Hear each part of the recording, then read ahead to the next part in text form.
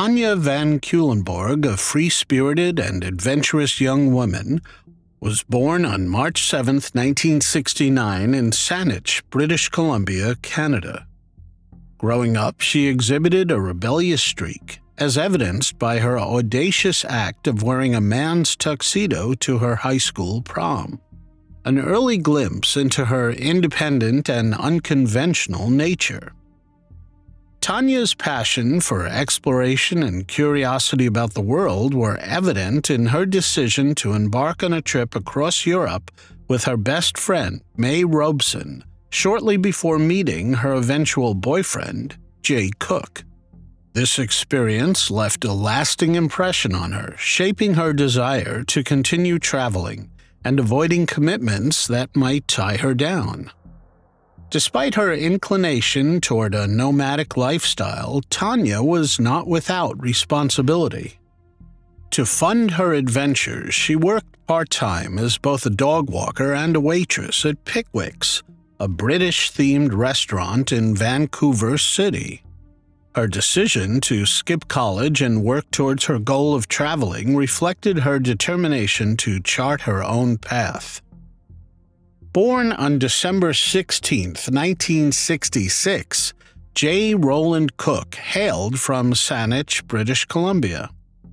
By the time 1987 rolled around, Jay, at 20 years old, was grappling with a sense of directionlessness. Uncertain about his future, he faced the pressures of adulthood without a clear vision of his goals. Raised in a family with a strong work ethic instilled by his father Gordon, Jay, along with his two sisters, contributed to the family business, Cook and Talbot Limited Heating Specialists, a small family-run company specializing in furnace installations. Although Jay was contemplating a shift toward marine biology, he engaged in the family business to occupy his time. Jay's reputation as a responsible and reliable individual stretched back to his high school days. At social gatherings, he demonstrated his caring nature by intervening when a friend faced potential harm due to excessive drinking. He once abandoned his job at a pizza parlor to cycle through rain for 3 hours to join friends, showcasing his spontaneous and lively side. Jay's life took a significant turn when he met Tanya through a mutual friend in July of the same year. Tanya was drawn to Jay's caring and responsible demeanor, and their relationship quickly blossomed. Despite uncertainties about his own future, Jay's willingness to take on challenges and his dynamic personality endeared him to those around him. Tanya and Jay's relationship, though relatively short-lived, was marked by a sense of adventure. Tanya's initial hesitance towards settling down was juxtaposed with Jay's eagerness to carve out a future together. Their decision to embark on a work-related trip to Seattle reflected not only their commitment to each other, but also their shared enthusiasm for new experiences. Unfortunately, this trip would take a dark turn that would cost both Tanya and Jay their lives. The plan involved a scenic route starting with a ferry from Victoria to Port Angeles, Washington, followed by a drive through various highways to eventually reach Seattle. Initially, Tanya tried to invite her best friend May to join them on the trip, but May had to decline due to illness. Reflecting later, May could not shake off the guilt, wondering if her presence might have altered the tragic events that unfolded. The young couple embarked on their journey on November 18, 1987, in Jay's father's 1977 Ford Club van. The purpose of the trip was for Jay to pick up the furnace from a supplier in Seattle. Despite a minor detour and a missed turnoff, the first leg of their journey seemed uneventful. However, the last confirmed sighting of Jay and Tanya was at a ferry terminal in Bremerton at 10:16 p.m., where they purchased a ticket to Seattle. The following morning, when the supplier waited in vain for them to collect the furnace, concerns set in. The Van Cuylenborgs and Cooks, both families linked by the missing couple, reported them missing on November 20th. Despite mounting worry, law enforcement hesitated to open a full-scale investigation, citing the lack of evidence of foul play.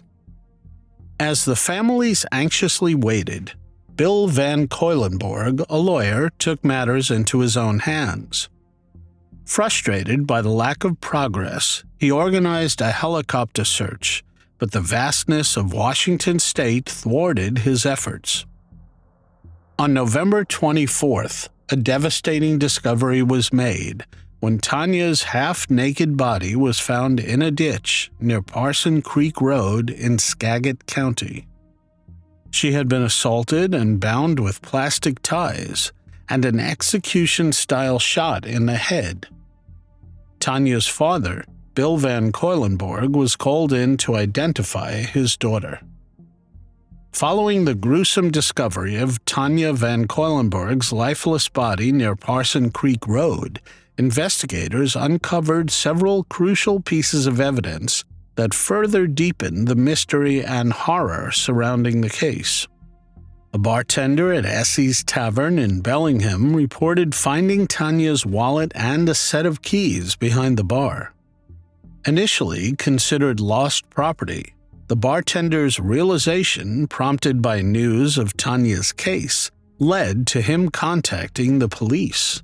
The wallet's contents were identified as belonging to Tanya, sparking a closer examination of the area. As investigators delved into the surroundings, additional clues began to surface. Zip ties similar to the ones used to bind Tanya were discovered, linking the crime scene to the one at Essie's Tavern. This detail suggested a potential connection between the location where her belongings were found and her slaying.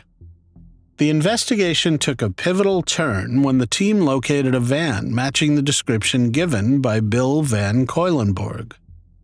Jay Cook had been driving this van, and it was found in proximity to Tanya's body. Upon inspection, the inside of the van revealed a grim reality. It was covered in blood belonging to both Tanya and Jay. The state of the van, coupled with the blood evidence, raised immediate concerns about Jay's well-being. Initially considered a potential suspect due to his unknown whereabouts, Jay Cook was now viewed as another victim. The evidence strongly suggested that he too had met a tragic end, dispelling earlier suspicions that he was involved and perhaps responsible for what had happened to Tanya.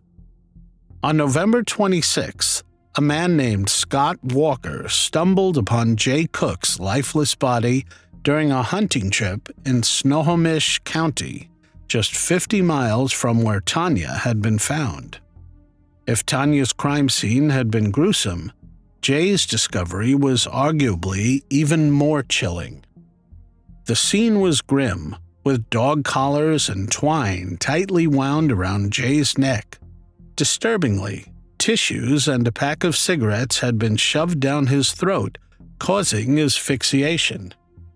Severe head wounds and bloodstains on his clothes suggested he had been subjected to brutal violence, possibly even torture.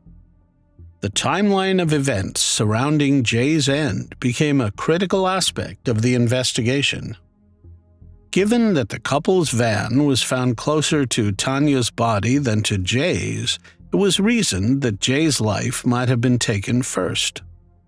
The disturbing implication was that the perpetrator might have eliminated Jay to facilitate the assault on Tanya without any hindrance. The grisly details of Jay's demise painted a horrifying picture, leaving investigators grappling with the enormity of the crimes committed against the young couple. As law enforcement worked tirelessly to piece together the sequence of events, the haunting question of who was responsible for such brutal acts loomed large. While Jay's discovery provided some closure to his family, it intensified the urgency of solving the case. With both victims now confirmed to not be alive anymore, the focus shifted to unraveling the identity of the perpetrator responsible. In the aftermath of the brutal slayings of Tanya van Cuylenborg and Jay Cook, their families faced a new wave of torment in December 1987. An anonymous letter writer claiming to be the men responsible sent threatening letters to both families. As investigators delved into the letters, the anonymous writer was eventually eliminated as a suspect, leaving the families with more questions than answers. Detective Jim Scharf, deeply affected by the heinous nature of the unsolved case, played a pivotal role in seeking justice. In 1995, he helped form a cold case team, and the case of Tanya and Jay became one of their earliest assignments. The quest for answers took a significant turn in May 2003 when investigators examined the van belonging to the victims. Among the critical pieces of evidence found were Tanya's black pants, on which male DNA was discovered. The DNA did not match Jay Cook. This unidentified DNA, labeled Individual A, became a crucial focus for investigators. Despite uploading the profile to CODIS, the FBI's National Offender Database, in 2003, there were no hits, leaving the case in a frustrating standstill. Over the years, Detective Scharf faced numerous theories and false leads, with over 200 names crossing his desk. In 2015, a woman named Chelsea Rustard, who was unrelated to the victims, uploaded her DNA to a public database to explore her family tree. Little did she know that her DNA would become a crucial piece in unlocking the mystery of what had happened to Tanya and Jay. The breakthrough finally came on April 25, 2018. Inspired by the Golden State Offender's arrest, Detective Scharf, eager to leverage the same technology, collaborated with Parabon Nanolabs and genetic genealogist C.C. Moore. Individual A's DNA was uploaded to GED Match, and within hours, Moore identified second cousins, enabling her to construct a detailed family tree. The name that came up was William Earl Talbot II. To confirm the match, investigators trailed Talbot, a trucker, until they were able to retrieve a discarded paper coffee cup. Forensic scientist Lisa Collins subsequently confirmed the match between the DNA on Talbot's cup and Individual A. On May 17, 2018, after over 3 decades of searching for answers, William Earl Talbot II was arrested. The families of Tanya van Cuylenborg and Jay Cook, who had endured years of uncertainty, were notified of this significant development. For Detective Scharf, it was a momentous occasion, bringing a sense of closure and justice to one of the most perplexing unsolved cases he had encountered. In June 2019, William Earl Talbot II was convicted and sentenced to life imprisonment without parole for taking the lives of Tanya van Cuylenborg and Jay Cook. However, on December 7, 2021, an appellate court overturned the conviction due to juror bias. This decision led to the possibility of a second trial. On December 22, 2022, the appellate court rejected the notion of a retrial. Nevertheless, the Washington State Supreme Court stepped in on the same date, reinstating the guilty verdict. The court emphasized the defense's choice not to use peremptory challenges to dismiss the juror in question. As of December 22, 2022, Talbot remains in custody.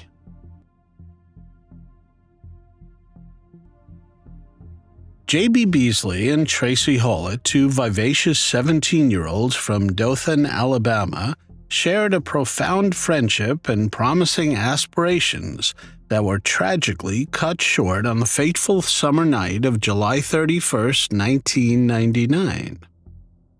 Born J.B. Hilton Green Beasley in the summer of 1982, J.B.'s name was a composite of her father, Hilton Lanier Beasley, and his friend, J.B. Green.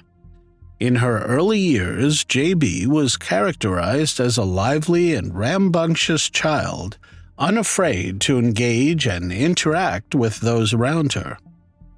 As J.B. entered adolescence, she transformed into a beautiful and intelligent young woman. Popular at Northview High School in Dothan, she was not only a gifted dancer with aspirations of securing a dance scholarship for college, but also harbored dreams of becoming a pediatrician. Despite facing challenges, including a temporary falling out with her mother and a custody dispute, J.B. navigated her teenage years with resilience. Tracie Jean Hawlett was the oldest child in her family. Known for her caring nature, Tracie earned the nickname Dee Dee for often serving as the designated driver for her friends. Academically exceptional, she was a majorette at Northview High School, consistently making the presidential honor roll. Since the age of 3, Tracie harbored a steadfast dream of becoming a doctor, and she and a friend had already applied to Florida State University. Both young women shared a close bond that extended beyond their school activities. J.B. invited Tracie to a birthday party planned in her honor on the last Saturday before the start of her senior year. The tragic events of that night began when the girls, navigating in J.B.'s Mazda 929, got lost on the way to the party in Headland. Seeking directions in Ozark marked the beginning of an inexplicable and devastating series of events. The night of July 31, 1999, was an evening intended for celebration as the two teenagers set out in J.B.'s car to attend a field party in Headland in honor of J.B.'s upcoming birthday. Their journey began at 10:05 p.m. as J.B. and Tracie embarked on the route to the neighboring town. Navigating the curvy back roads, they found themselves lost, ultimately ending up in Ozark, 20 miles north of Dothan. At 11:30 p.m., they stopped at a closed Big Little store in Ozark seeking directions.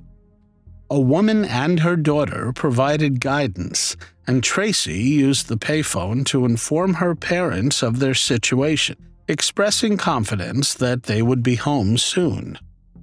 Sadly, that call would be the last communication from the two girls. Tracie's mother, Carol Roberts, fell asleep, only to awaken at 4:45 a.m. to find no sign of the girls. Discovered crammed unceremoniously into the trunk of a car, the lifeless bodies of J.B. Beasley and Tracie Hawlett bore witness to the brutality of their execution-style slayings, each felled by a single 9mm gunshot to the head. Police ruled out robbery as a motive, given the untouched belongings in the car. The missing car keys, bearing the distinctive block-lettered keychain spelling "Hard to Get," became a significant puzzle piece. The investigation that ensued was marked by intensity and thoroughness, with law enforcement initially grappling with scant leads.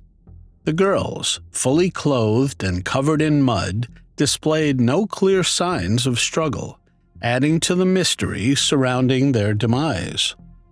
Weeks later, a pivotal breakthrough emerged when the state lab revealed traces of male DNA on JB's bra, underwear, and skin, a crucial piece of DNA evidence that would later become the linchpin in solving the case. Despite initial leads leading nowhere, a twist occurred a month after the crime was committed. A man named Johnny Barentine came forward with a confession and claimed to have witnessed a black truck speeding away from the crime scene. Barentine lived in close proximity to where the bodies were found, and inconsistencies arose, casting doubt on his confession. A neighbor he implicated had an alibi, and the male DNA found at the crime scene did not match. Barentine soon found himself arrested as the prime suspect. He would later tell a grand jury that he fabricated the entire thing to get the reward money. The case stagnated for 2 decades, with various speculations circulating about the perpetrators. In 2018, spurred by the success in capturing the Golden State offender, investigators renewed their efforts. The evidence was submitted to Parabon Nanolabs, leading to the development of a genetic profile and a groundbreaking identification. Ozark Chief of Police Marlos Walker found himself in a pivotal moment when he decided to submit the collected evidence from the crime scene of J.B. Beasley and Tracie Hawlett to Parabon Nanolabs, a Virginia-based forensic technology company. The objective was clear: find the suspect responsible for the case that had haunted the community since July 31, 1999. Utilizing advanced genetic analysis, Parabon Nanolabs developed a comprehensive genetic profile and employed the public DNA database GED-Match to trace family connections leading to a potential suspect. Months later, the breakthrough came. A match was found. The name attached to the DNA profile was none other than 45-year-old Coley McCraney, a revelation that added a layer of complexity to the case. Strikingly, Police Chief Marlos Walker recognized the name from his high school days, a former classmate with whom he had shared the basketball court. On March 17, 2019, the culmination of the investigation led to McCraney's arrest during a routine traffic stop. The shocking twist lay in the fact that, for all appearances, McCraney had led a quiet and unassuming life. A truck driver with a brief military stint and a role as a bishop in a local church, he seemed worlds away from the heinous crimes with which he was charged. The anticipated trial faced its own set of challenges. Originally scheduled for September 2020, the onset of the global pandemic forced a delay. The ensuing months brought additional heartache for the families, as the trial, scheduled for August 2022, was hindered by a lack of suitable jurors. The setback intensified the emotional burden carried by those seeking justice for JB and Tracie. Finally, on April 17, 2023, at the Dale County Courthouse, the trial commenced. The courtroom witnessed a procession of forensic scientists offering crucial testimony. Among the damning evidence was a revelation from a forensic scientist who confirmed the presence of McCraney's DNA in Beasley's body that was collected in 1999, leaving no room for doubt regarding the perpetrator's guilt. McCraney, who had steadfastly maintained his innocence since his arrest, underwent a surprising transformation during the trial. In a turn of events, he presented a different version of the night's events. He testified that he and J.B. Beasley had arranged to meet at an Ozark gas station at 10 p.m. on July 31, 1999, a claim that contradicted the prosecution's narrative. According to McCraney, Beasley failed to appear at the designated meeting spot, leading him to encounter her and Tracie Hawlett later that night when they were lost. Offering assistance, he proposed to guide them back to Highway 231, leading to an unexpected scenario. McCraney's testimony described consensual intercourse between him and Beasley inside his long-haul truck, while Tracie remained in the car. This account sharply contrasted with the state's theory, alleging that McCraney had threatened the girls with a 9mm handgun, leading them into a marshy area where he allegedly assaulted Beasley before executing both girls and concealing their bodies in the car trunk. Despite the conflicting narratives, the jury, after brief deliberation, reached a verdict on April 26, 2023. Coley McCraney was found guilty of all the charges against him. The swift decision led to a life sentence without the possibility of parole. As McCraney heard his fate, he was placed in handcuffs and escorted out of the courtroom, closing a chapter in the prolonged saga of J.B. Beasley and Tracie Hawlett's tragic demises.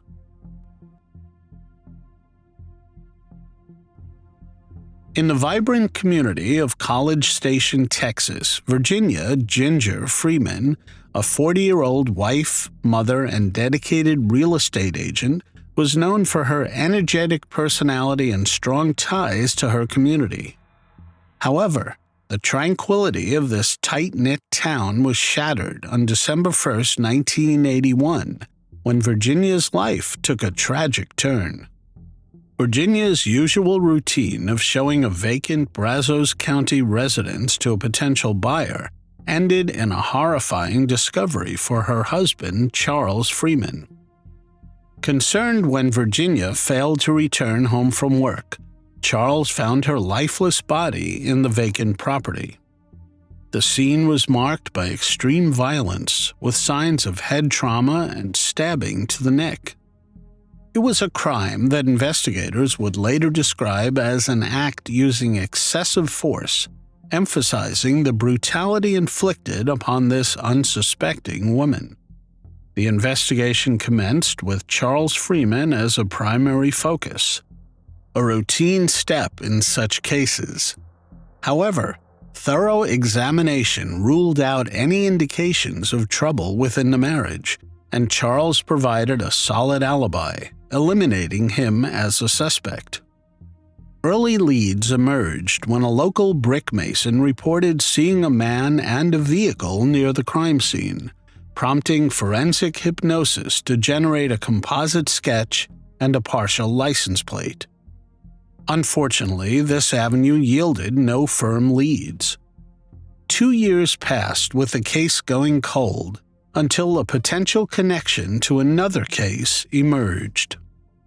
Henry Lee Lucas, already convicted of a slaying in Ringgold, Texas, about 250 miles away, shocked the court by claiming responsibility for numerous additional cold cases. Investigators, hoping for a breakthrough, showed Lucas a picture of Virginia, and he confessed to stabbing her in the neck. However, when Lucas failed to identify the crime scene, it became evident that this was a false confession, a desperate attempt to delay his fate. The case remained stagnant until 1997, when advances in DNA technology provided a glimmer of hope. DNA found under Virginia's fingernails suggested a struggle, and the Brazos County Sheriff's Department, in collaboration with the Texas Rangers Cold Case Task Force, decided to reopen the investigation. Suspects were tested for DNA, including Charles Freeman, whose DNA did not match the evidence found. Despite initial setbacks, investigators honed in on James Otto Earhart, a former appliance repairman who, 6 years after Virginia's slaying, had been convicted of taking the life of a 9-year-old girl less than 10 miles away. The challenge lay in obtaining Earhart's DNA posthumously, as he had been executed in 1999. Through a meticulous process involving genealogy records and cooperation from Earhart's son, the team obtained permission to exhume his body in June 2018.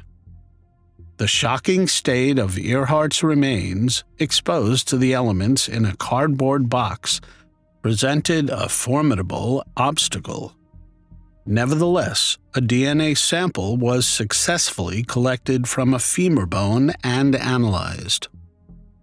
On August 30, 2019, the results conclusively matched the DNA profile from Virginia's fingernail clippings. James Otto Earhart was posthumously identified as the perpetrator, providing closure to a decades-old mystery.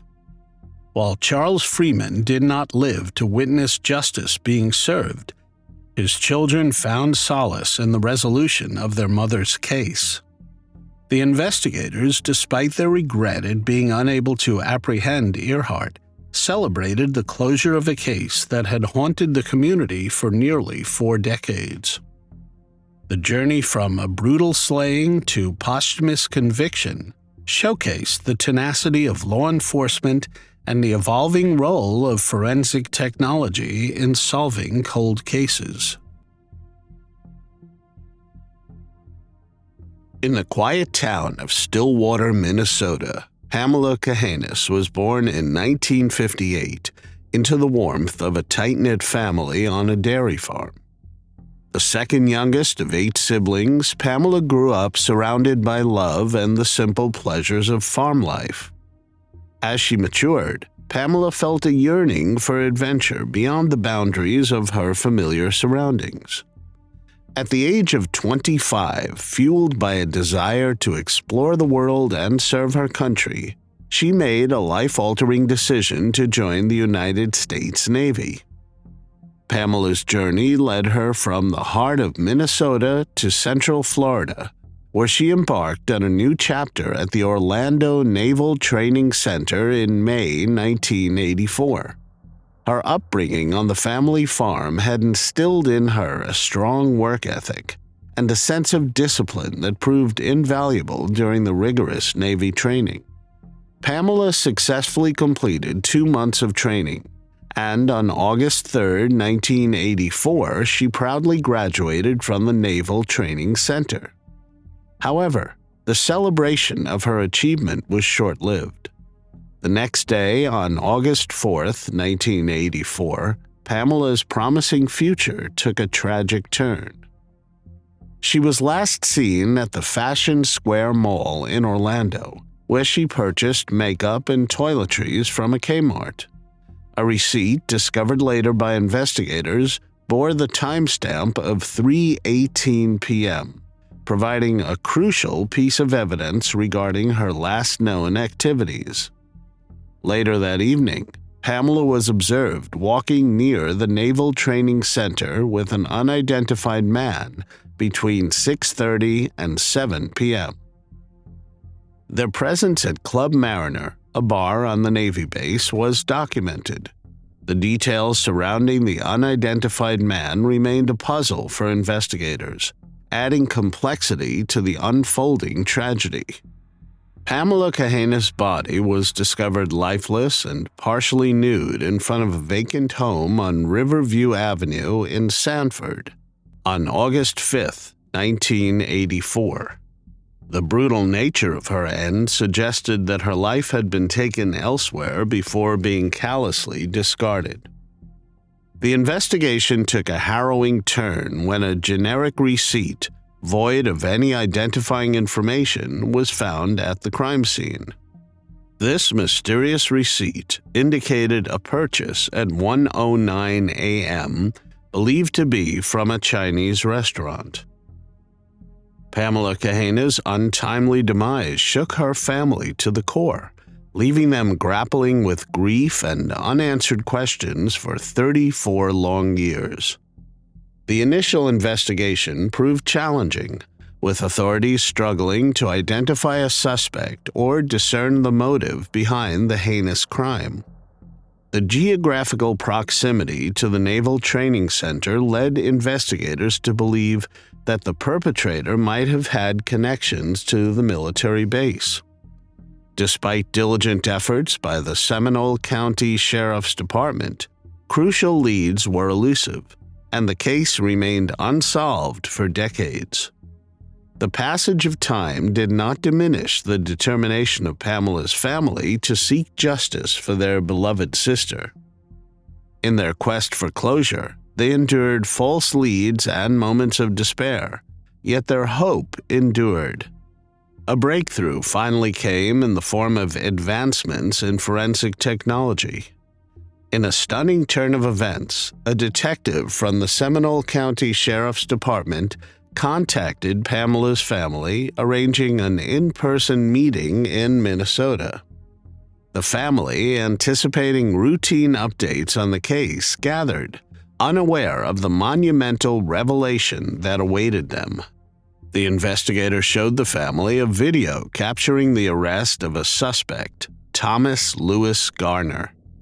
The 59-year-old dental hygienist who had worked at the Orlando Naval Training Center concurrently with Pamela Cahanes was taken into custody on a first-degree homicide charge.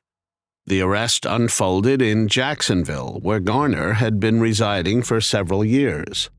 The arrest marked the beginning of a new chapter for Pamela Cahanes' family, but it also opened a floodgate of questions.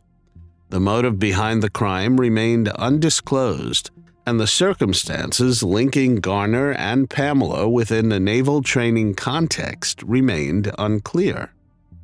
Garner, having appeared in court, faced the gravity of the charges against him, with the potential for spending the remainder of his life behind bars. The breakthrough in the case was achieved through the innovative use of DNA analysis and genealogy databases. Investigators, utilizing the public genealogy database GED Match, constructed a DNA family tree, leading them to Thomas Lewis Garner. A subsequent surveillance of Garner and the acquisition of a personal item enabled detectives to match his DNA with evidence preserved from the crime scene in 1984. Thomas Garner's arrest in 2019 marked a turning point in the cold investigation and brought a renewed sense of hope to the Cahanes family after enduring decades of uncertainty. During the trial, Thomas Garner took the stand in his own defense.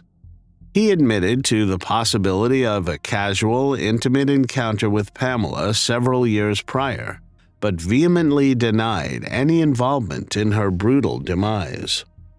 Garner's defense strategy aimed to cast doubt on the prosecution's case, presenting an alternative narrative that sought to distance him from the crime. In a long-awaited conclusion to the cold case, a jury delivered a verdict of guilt against Thomas Garner. Following the conviction, Garner was sentenced to life in prison without the possibility of parole, marking the end of a protracted legal process that spanned nearly 4 decades. Pamela Cahanes' sister, representing the family, read an impactful statement in open court immediately after the verdict was announced. She expressed a mix of emotions, emphasizing the hope that Garner would reflect on the time he spent free while her family endured the pain of loss. The sentencing, though, providing a sense of closure, could never fully erase the years of suffering the family endured in the absence of justice. Detectives later disclosed that Thomas Garner is under investigation as a potential suspect in another cold case. His DNA reportedly matched evidence found at the scene of a 1982 slaying in Honolulu involving a 25-year-old woman. While Garner has not been formally charged in this case, prosecutors hinted at the possibility that he may have additional victims. Speculation arose that Garner could be a serial offender, prompting further scrutiny into his potential involvement in other unsolved cases. The arrest and conviction of Thomas Lewis Garner in connection with Pamela Cahanes' violent case is a testament to the resilience of those seeking justice and the evolving landscape of forensic technology. Pamela's story, which began with a young woman's pursuit of adventure and service to her country, took a tragic turn, leaving an indelible mark on her family. The tragic case is a reminder that even after the passage of time, dedicated investigators and advancements in forensic science can bring resolution to the most perplexing cold cases. Pamela Cahanes' legacy may yet become a symbol of resilience and determination in the face of darkness. Sophie Sergie, born in 1973, hailed from the small and remote village of Pitkas Point in western Alaska, situated on the Yukon River. Pitkas Point, with a population of less than 200 people at the time, was predominantly inhabited by indigenous people, and Sophie belonged to the Yupik tribe. Growing up in this close-knit community, Sophie's childhood was shaped by the unique challenges and beauties of rural Alaska.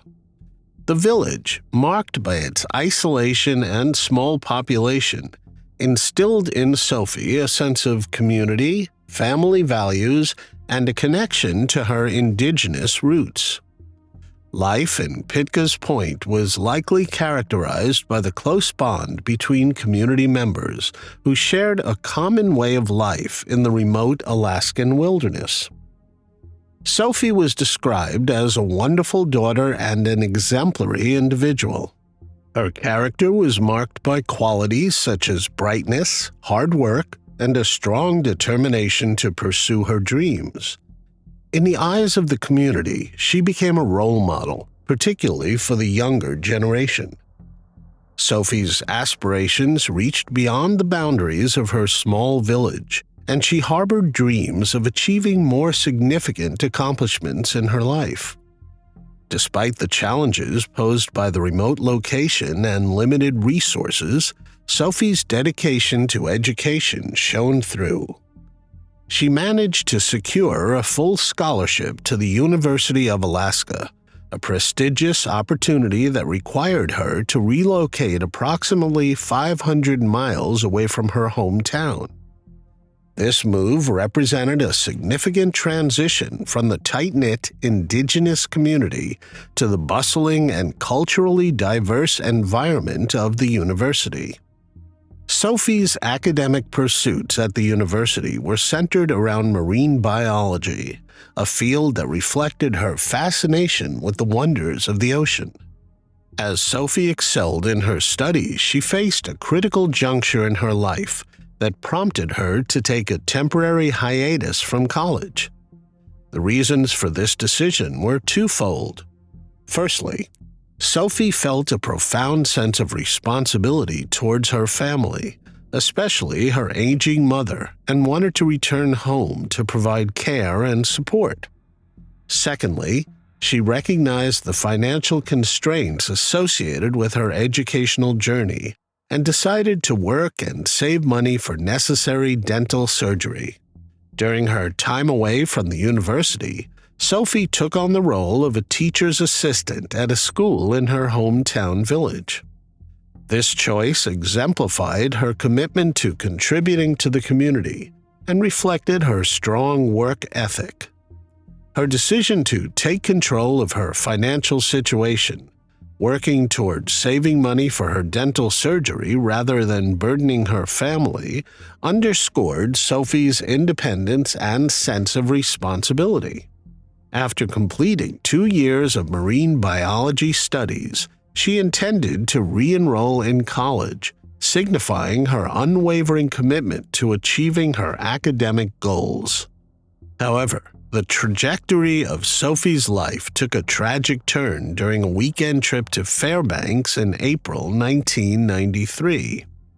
April 25, 1993 started as a seemingly ordinary day filled with routine activities.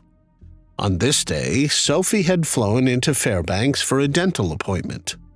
Her plans included staying with her friend Shirley, who was enrolled at the University of Alaska Fairbanks and residing in Bartlett Hall, a dormitory. Sophie went out with friends that evening, enjoying a movie and some food, engaging in activities that mirrored the lives of many college students. The last known photograph of Sophie captured her in a moment of happiness, arms spread as if ready to embrace the world during a sunset-watching excursion. Returning to her friend Shirley's room in Bartlett Hall, Sophie spent the night in a casual setting, watching movies and hanging out with Shirley and her boyfriend Noah. As the night progressed, Sophie went down to the common area for a drink and later decided to have a cigarette. Given the freezing Alaskan temperatures, Shirley suggested that Sophie smoke in the second-floor bathroom to avoid the cold. Sophie agreed, and while she was away, Shirley and Noah decided to leave, leaving a note on the door to inform Sophie. Unbeknownst to them, this decision would inadvertently contribute to the mystery surrounding Sophie's disappearance. The next morning, Shirley, returning to her dorm room, discovered that Sophie had not returned. Concerned and unable to find any sign of her friend, Shirley reported Sophie missing to the police. Simultaneously, Sophie's family, unaware of the tragedy unfolding in Fairbanks, received a call from Sophie's orthodontist reporting her absence from the scheduled appointment. As the day unfolded, a janitor cleaning the second-floor bathroom in Bartlett Hall made a horrifying discovery. Sophie Sergie's body was found in the bathtub, having endured a brutal assault that included binding, gagging, tasering, beating, stabbing, and ultimately a gunshot to the back of her head.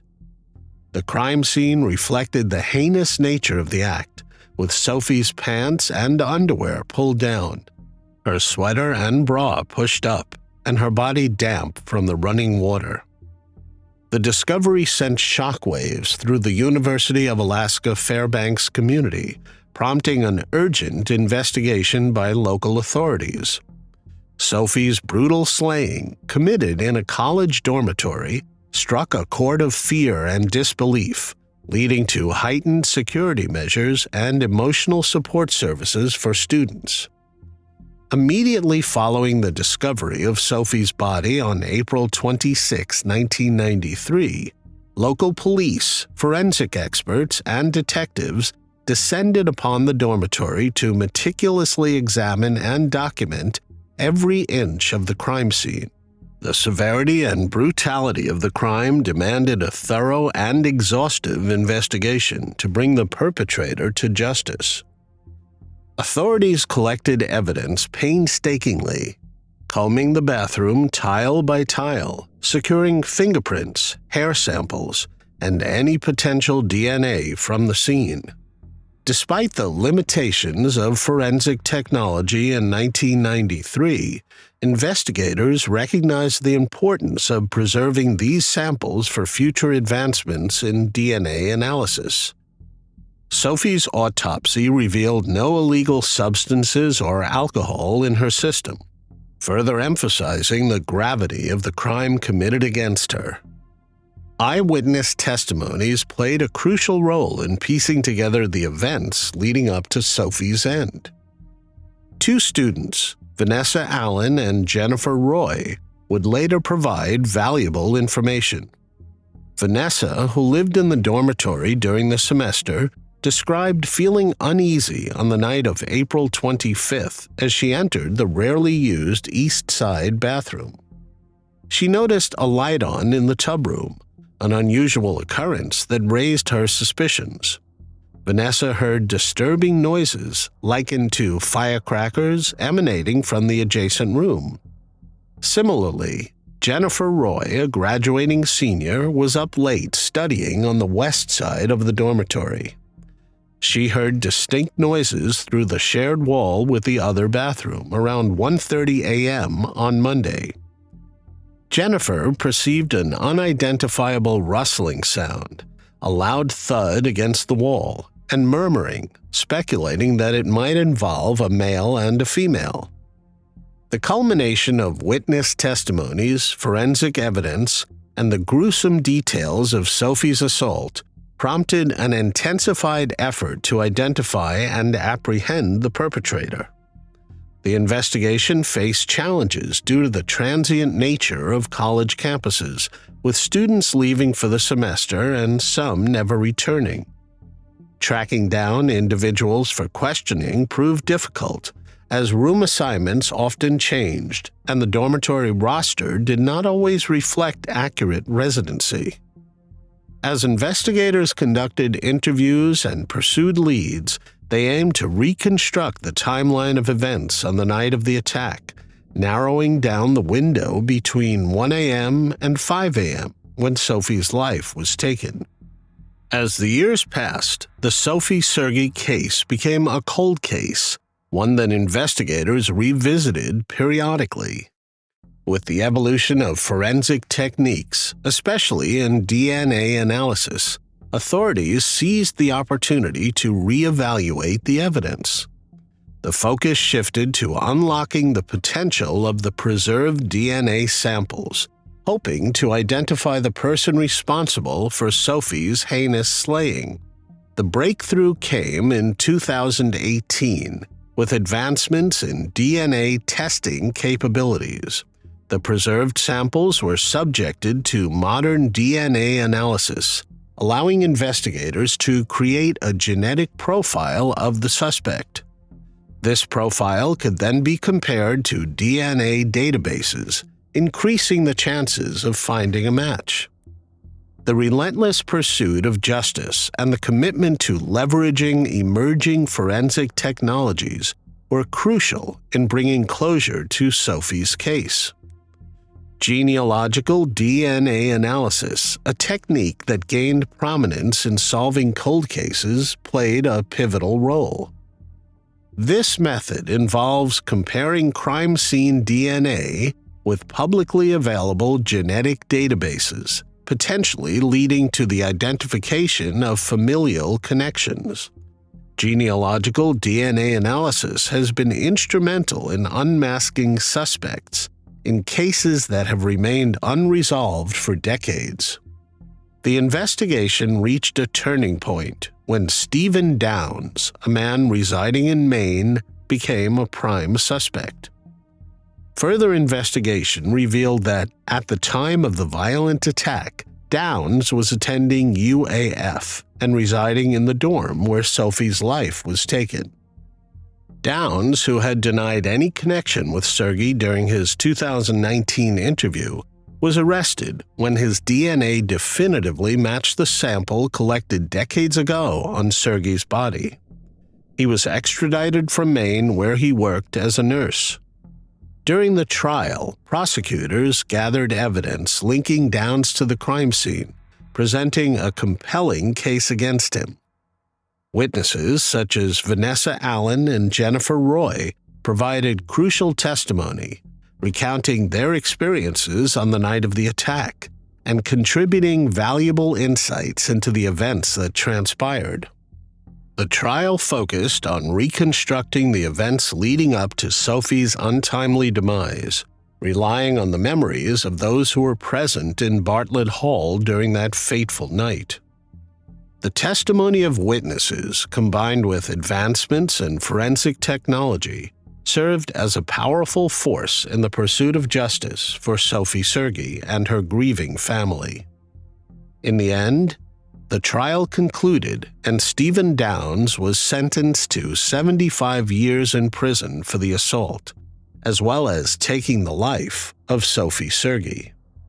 The devastating impact of Sophie's tragic demise lingers even after justice has been served. While closure for her friends and family came after almost 30 years, their lives remain forever altered by the tragic events from 1993. The journey from an unsolved cold case to the arrest and conviction of Stephen H. Downs showcases the transformative role of genetic genealogy in bringing justice to victims and closure to grieving families. Jody Loomis, born on June 5, 1952 in Salt Lake City, Utah, was a vibrant and compassionate individual within her family dynamic. As the middle child positioned between her elder brother John and a younger sister, Jody's upbringing was characterized by love and shared experiences. Standing at a modest 5 foot 2 inches, she defied physical expectations with a robust personality, striking blonde hair, and piercing blue eyes that reflected the beauty of her compassionate soul. Her love for animals and the outdoors further defined her vibrant spirit. In a character-defining moment, Jody confronted hunters callously shooting pigeons, displaying an unyielding adherence to her principles. Her act of kindness, nursing a wounded pigeon back to health, showcased a tender side that contrasted with the tragedy that would ultimately take her life. The evening of August 23, 1972, marked an ordinary bike ride for Jody, headed to visit her horse at a stable 6 miles from her family home in Snohomish County. Around 5:30 p.m., a couple stumbled upon her fighting for her life along a secluded dirt track. The discovery revealed a horrifying scene. Jody, partially nude and critically wounded from a gunshot to the head. Rushed to the hospital by the couple who found her, Jody tragically succumbed to her injuries upon arrival. An autopsy later confirmed the additional horror that she had been assaulted, casting an even darker shadow over the tragedy and the serene town of Bogle. In the aftermath of Jody's case, investigators faced the daunting task of unraveling a crime that would haunt the community for decades. The customary approach involved scrutinizing those closest to the victim. Initial suspicions fell on Jody's fiancé, Jim, who had been living at the Loomis home just before the tragedy. However, alibis quickly exonerated him, placing him at work in the hospital during the unfolding tragedy. The focus then shifted to the Rice family, particularly Ken and his son Alan, who were chopping wood near the crime scene. Despite initial suspicions, the family's proximity did not yield conclusive evidence.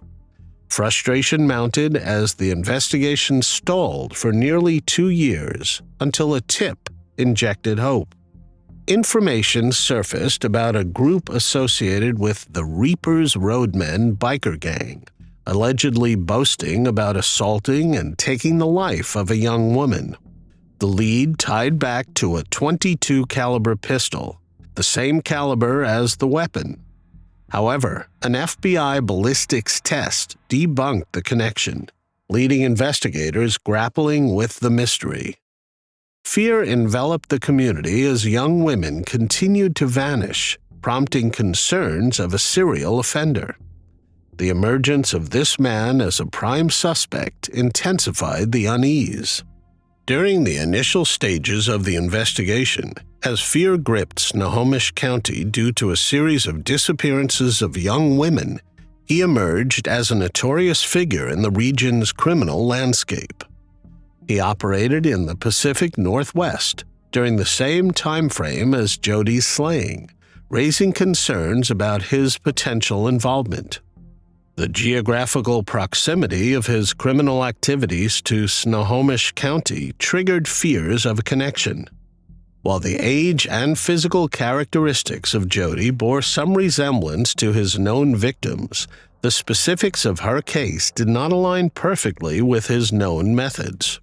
The fear of a serial offender operating in the area prompted investigators to explore potential links, despite inconsistencies.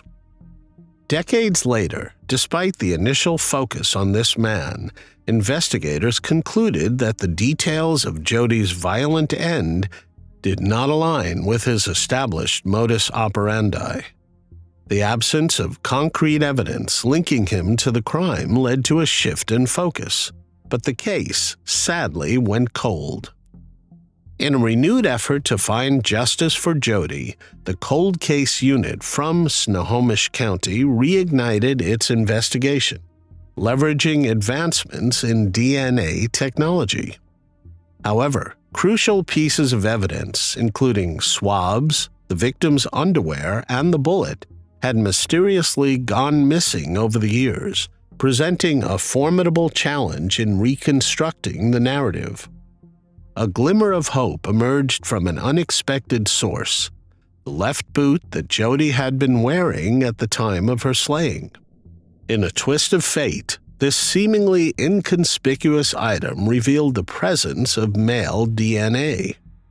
In 2008, the crime laboratory successfully developed a DNA profile from this crucial piece of evidence, breathing new life into the stagnant investigation. The profile was entered into CODIS, the National DNA Database, but no matches were found at the time. Around a decade later, in July 2018, a breakthrough arrived in the form of forensic genealogy. The DNA profile from the sample on the boot was submitted to Parabon Nanolabs, a Virginia-based company specializing in DNA matching. Through a meticulous comparison with a public genealogy database, investigators honed in on potential suspects by identifying matches with family members. The investigation eventually narrowed down to the Miller family, with Terrence Miller emerging as the prime suspect. Terrence Miller, a retired heavy equipment operator residing just miles away from the crime scene, became a person of interest. His troubled past, marked by convictions for lewd conduct in 1968 and assaulting a preteen girl in the 1970s, painted a grim picture. Allegations of abuse against children further intensified the gravity of the accusations. In a meticulously planned operation, undercover police officers discreetly followed Terrence Miller, collecting a discarded coffee cup he left outside a local casino. The DNA profile derived from the cup yielded a chilling revelation. It was an exact match to the male DNA found on Jody's boot. Arrested in April 2019, Terrence Miller, now 78 years old, faced charges related to the assault and demise of Jody Loomis. Despite pleading not guilty to the charges, he faced a trial in late 2020. The courtroom witnessed 2 weeks of intense testimonies and evidence presentations. Tragedy struck one final time on November 9, 2020, just before the jury could deliver a verdict. Terrence Miller took his own life at his home, leaving behind unanswered questions and a community grappling with the abrupt end to a long-awaited trial. Unaware of Terrence's passing, the jury later found him guilty of the charges against him. The irony of the posthumous verdict echoed through the courtroom, symbolizing a form of justice, albeit a bittersweet one. In December 2020, attempts to vacate the guilty verdict failed, closing a chapter that spanned nearly 5 decades. The case of Jody Loomis, with its twists and turns, serves as a sobering reminder of the enduring impact of violent crimes on communities and the tireless efforts of law enforcement to seek justice, even after the passage of many years. While the resolution of the case brought closure to some extent, the scars left by the tragic events of August 23, 1972, will forever linger in the collective memory of Bothell, Washington. Located in the small town of Sanford in the state of Maine, Emerson School had seen many good years. Over 100 years old, Emerson School was scheduled to be replaced after seeing its run of students. Generations passed through its system and moved on. In 2017, the school property was sold to be replaced with a gas station and convenience store belonging to the Cumberland Farms chain. Children had run happily in the playground, played football, maybe even baseball, not knowing what lay deep beneath the soil, sleeping undisturbed. On May 4, 2017, construction workers were digging for a water line for the gas station when they unearthed a collapsed casket. On further digging, they found human remains and were surprised because the site had been near a school property for years. Who could bury someone so close to the school? Authorities recovered finger bones, a jawbone, teeth, and ribs. As the pelvic bone was missing, it was hard to know whether the remains were male or female, but medical examiners speculated it to be a 10-year-old female child. Officers also found the crumbling pieces of a beautiful antique wooden casket, along with several nickel-plated handles and the coffin's keys. Major Matt Gagne from the Sanford Police Department treated the area as a potential crime scene, but it was later confirmed to be an old gravesite. This was not the first time the people of Sanford came across old bones. In the 1980s, while digging for an elevator shaft of the town hall, they found a leg bone, which turned out to be very old. Experts revealed the casket dates back to the Victorian era, which meant this body was over 100 years old. Upon discovering something so unique and mysterious, the construction of the gas station was halted. Then came the meticulous task of carefully excavating the grave. The city manager at the time, Stephen Buck, was accompanied by the construction workers' foreman, Peter Smith, as he sifted through the dirt carefully by hand. They were also joined by Paul Auger, who was a teacher as well as a local historian, a member of the Sanford Springvale Historical Society's Board of Directors. Auger was an enthusiast, and as soon as the coffin was discovered, he declared the site to be an historical excavation. The mayor at the time allowed them an extension to properly dig out all the invaluable pieces of evidence. His son, Andrew Auger, helped recover all the pieces carefully without damaging anything, as time had rendered them fragile.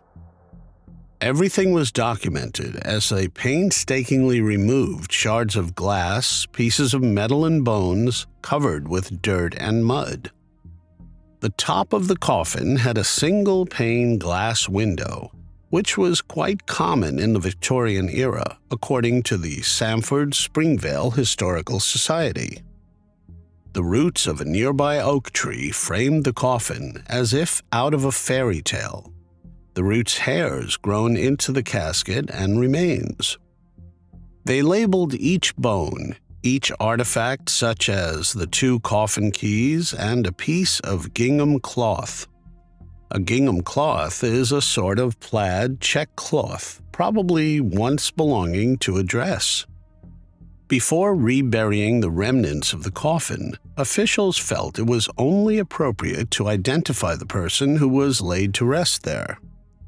Some of the proceeds from the sale of Emerson School were used to finance the DNA tests that would be conducted in an attempt to give a name to the deceased. Paul Auger was a high school history teacher, and his students volunteered to help with the identification process. With more hands on deck, the process did not get any easier. The state medical examiner's office had no use for identifying the remains, but Paul Auger championed the cause. Mayor Tom Coate prioritized the digging in the local city council's agenda, and the council approved funding. Later on, Mayor Becky Brink would continue to support the cause. The excavation process was lengthy. Paul and his son Andrew looked for more bones with a special sifter that the owner of a nearby Shaw's hardware store customized for this purpose. They were able to find parts of a skull, pieces of vertebrae, ribs, and a mandible with teeth. Teeth typically help identify victims easily, but back then there were no dental records. Still, it is good for DNA evidence. Dirt and root hairs that covered the bones were cleaned with soft, bristled toothbrushes and chopsticks and washed gently with water. After the cleaning, the human remains were laid out on an examination table at the Carl Heald and Black Funeral Home. By this point, it became public knowledge that the school grounds had previously been Woodlawn Cemetery, as could be seen in photos, maps, and documents from 1889. The land where the new Cumberland Farm store was under construction had been purchased prior to 1889 by Thomas Goodall. Thomas Goodall was the founder of Goodall Mills in the 1860s, who owned the Goodall Mansion across the street. Emerson School, formerly Sanford's High School, was constructed adjacent to the cemetery. The town began relocating graves out of the cemetery around 1900 to make space for the Emerson School, which was built in 1901 and opened to students in 1902.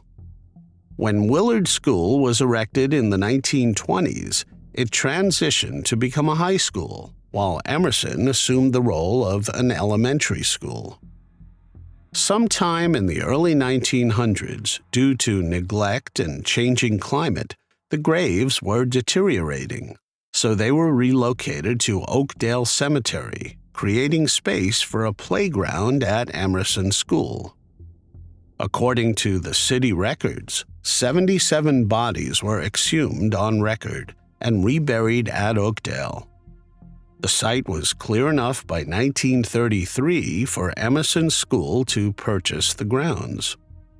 The front page from Sanford Tribune and Advocate newspaper of 17 September 1971 ran a headline that read, "300 Emerson School children cheer as Woodlawn Cemetery is converted into playground by town officials."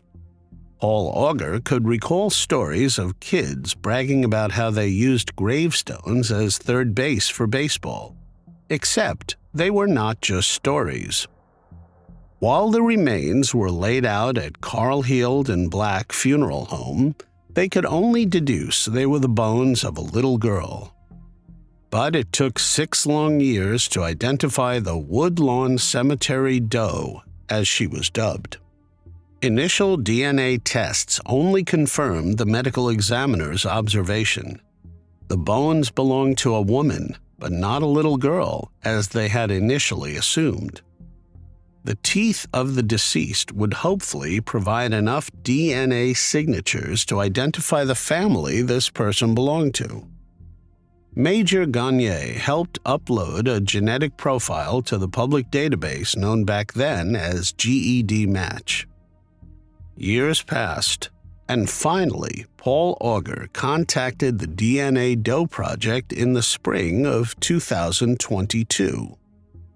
The DNA Doe Project helped identify nameless bodies in an attempt to lay the deceased to rest with consent from their loved ones, possibly solving mysteries or reuniting relatives with the bodies of their own kin.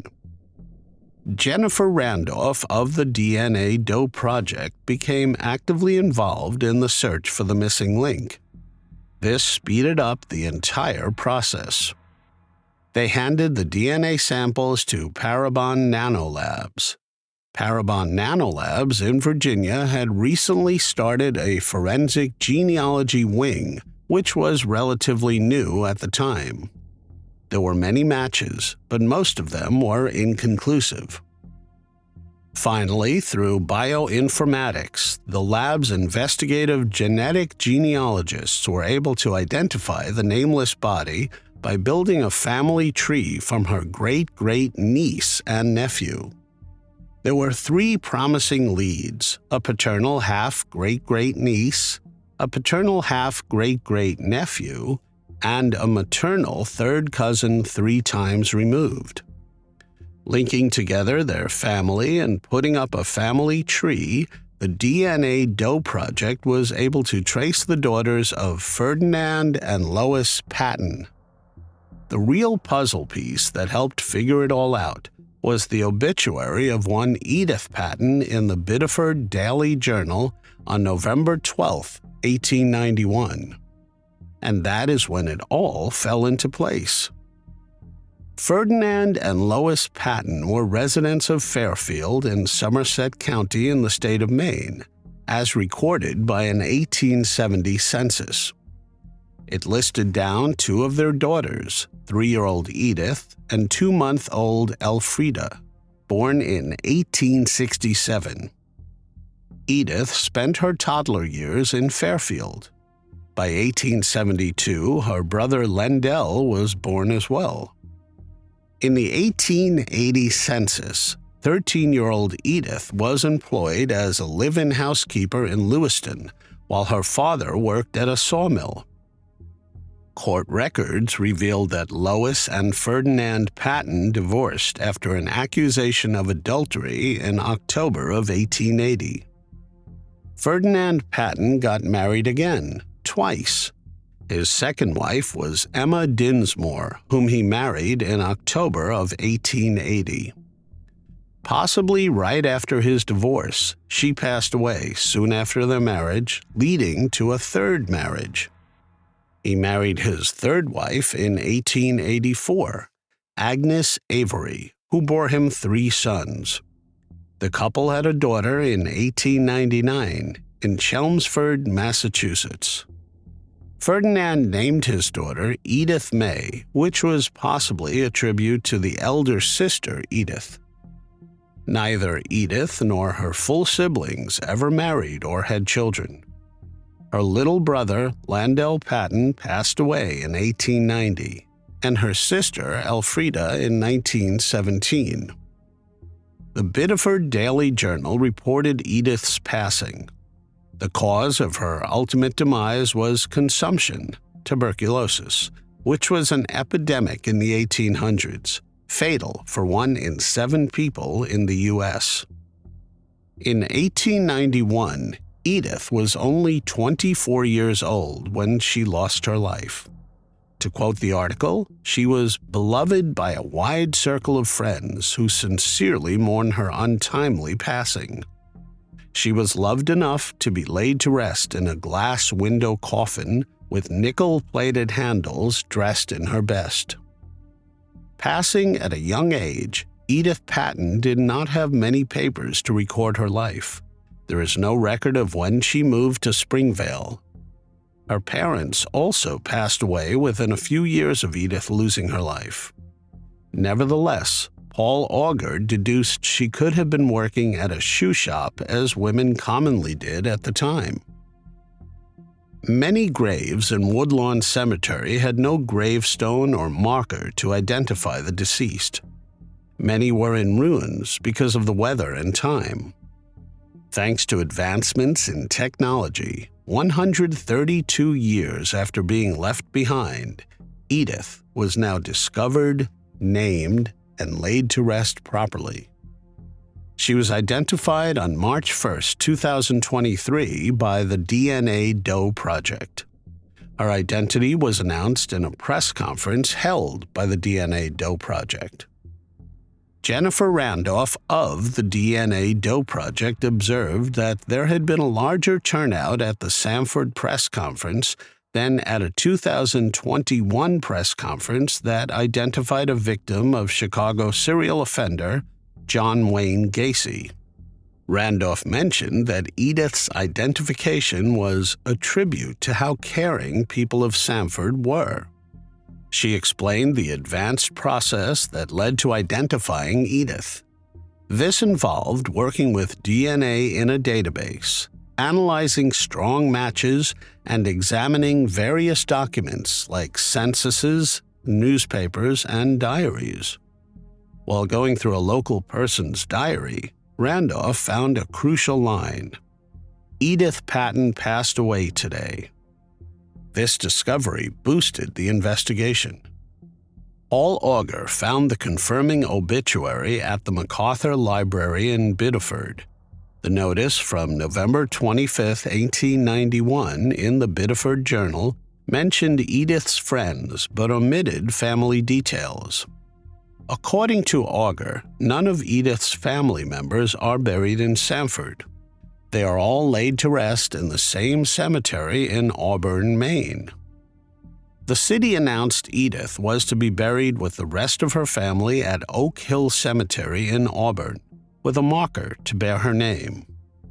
And so, 132 years after she had been laid to rest, Edith Patten was to be reunited with her family, all thanks to advances in DNA technology. The town of Sanford solved the biggest mystery to hit them.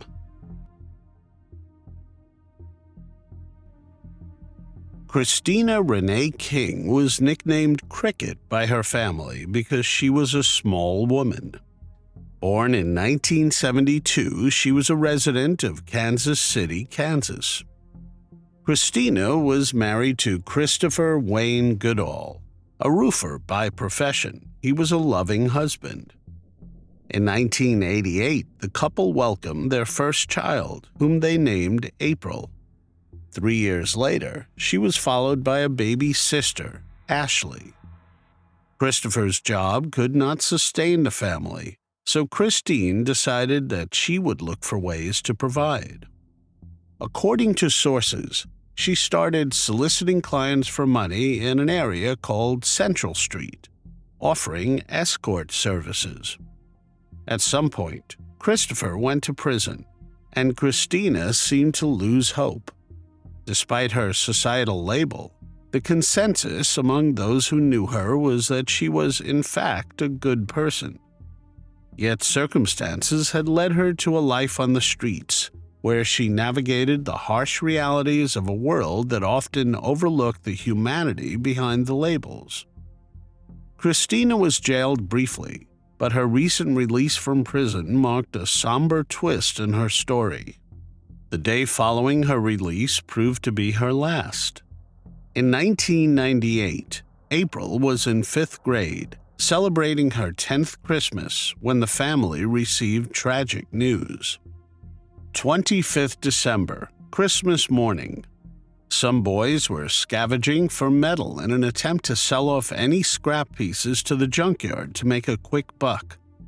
They were looking for salvageable pieces in the driveway of an abandoned nursing home.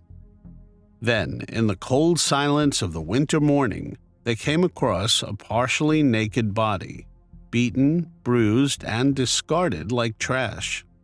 There was blunt force trauma to the head, her pants half pulled down. The victim's bra, shoes, and various other belongings were scattered nearby. In a gruesome tragedy, the victim's face was smashed in. KCPD informed the family and life changed forever. This was the body of 26-year-old Christina King, and a mystery as to who might have taken her life and why ensued. Penny Barnett, Christina's mother, followed up with the KCPD regularly in an attempt to find out whether there was any information. What police failed to convey to Barnett was that they did have a lead: a used condom recovered at the scene of the crime next to Christina's body.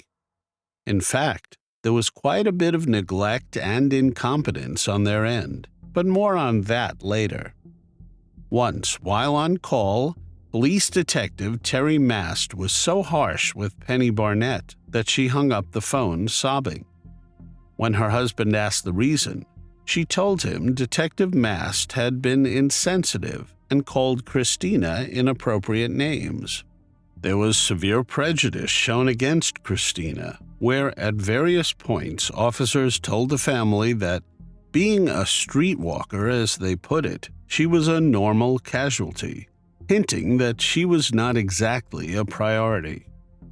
April would later on in life view the autopsy photos of her mother and was shocked to see so many injuries, various abrasions, and bruises on her mother's body. In 2010, Christopher Goodall passed away, leaving the two girls orphaned. But their family was already fractured after Christina's demise. They had been living on their own for 5 years when Ashley was only 14 and April was 17. Ashley shared that in the past, she used to walk up and down Quindaro searching for the person responsible for her mother's demise. Quindaro was an abandoned settlement, a ghost town in the 90s. It was unsafe. She found herself in risky situations, desperate for closure. Eventually, Ashley got into a truck with someone she believed had a connection to her mother's slaying. The man was supposedly a suspect because Christina King's cousin and 2 other women stole a large amount of his illegal substances. But that was just a rumor on the street. He was not the person Ashley was looking for, and thankfully he did not harm her. 2 decades passed, and there were no further developments. In December 2021, the family gathered on North 27th Street and Sewell Avenue for a prayer vigil and balloon release. The vigil had been arranged by Justice for Wyandotte, an advocacy group dedicated to fighting for transparency in law enforcement. It helped the loved ones of those wronged by the law itself, and so they agreed to help Christina King's investigation. Khadija Hardaway from the Justice of Wyandotte group organized the entire event. While addressing the people, she emphasized the importance of cases like this, stating that it underscored the necessity for the Kansas Police Department to establish a cold case unit. She requested the new police chief to allocate existing funds for the establishment of a cold case unit. According to Hardaway, this move would enhance transparency in addressing both cold cases and recent investigations. This ignited something in the KCPD that would finally lead to solving Christina's case.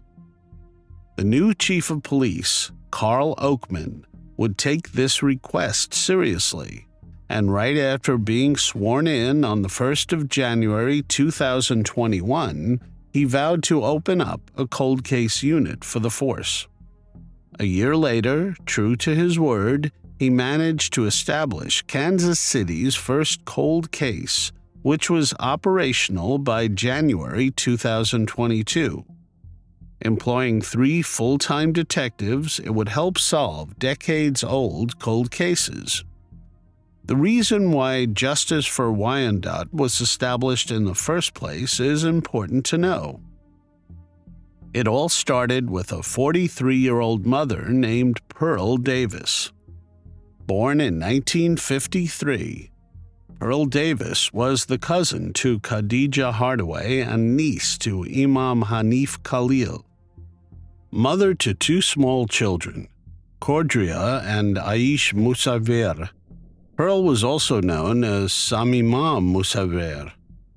A member of the Kansas City Islamic community, she was a hard worker and provided for her children in any way possible. An expert seamstress, she sewed clothes as a service and ran a transportation business providing rides to Chillicothe Correctional. Additionally, she served as an SRS driver, ran a daycare, sold dinners and bean pies, and actively participated in her family's lives, handling a diverse range of responsibilities. Since Pearl was so actively involved socially, everyone immediately noticed her missing. Unfortunately, on 22 November 1996, Pearl's lifeless body was found in a vacant house on the 700 block of Lafayette Avenue in Kansas City. The house belonged to her late mother. Pearl's autopsy revealed she had been brutally stabbed over 40 times, her clothes stripped away and strewn nearby. The case was in the hands of KCPD Detective Roger Golubski. Detective Golubski was accused of various offenses. He misused his position of authority numerous times.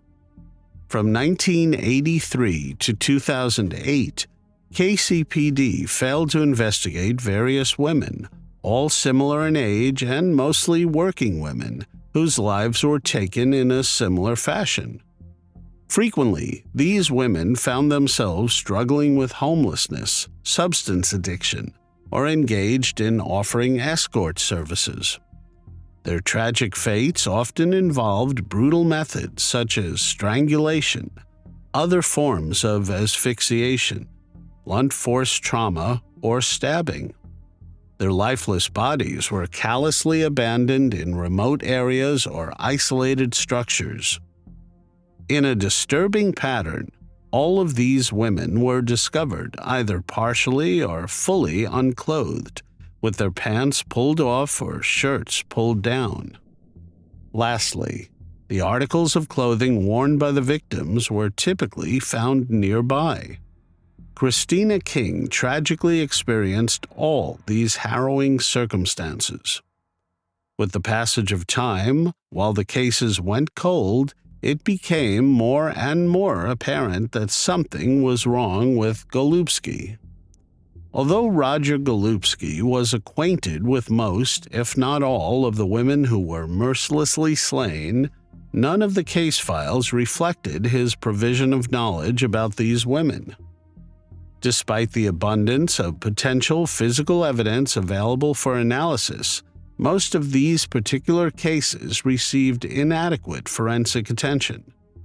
This resulted in either limited evidence collection or insufficient efforts to identify potential assailants whose DNA or other forensic results could be compared.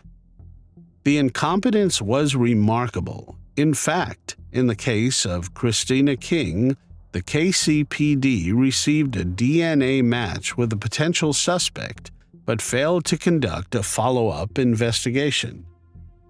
Khadija Hardaway, moved by the prolonged neglect of Golubski's victims' pleas for justice, found inspiration to collaborate with the community in organizing rallies and demonstrations.